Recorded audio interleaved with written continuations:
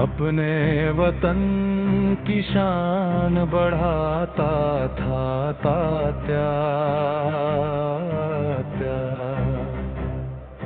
शम्ए वफा दिलों में जलाता था तात्या।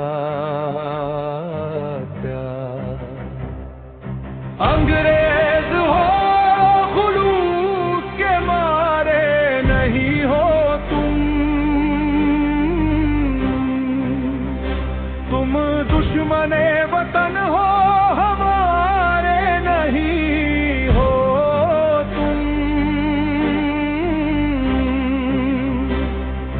ये कहकर दुश्मनों को मिटाता था तात्या,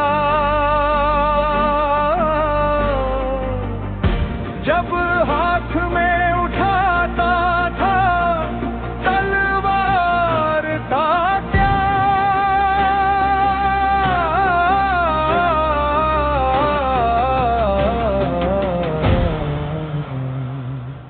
अब कहाँ बाकी रहे वो जिनसे थी शाने वतन, आजकल मिलते कहाँ हैं जान सारे वतन।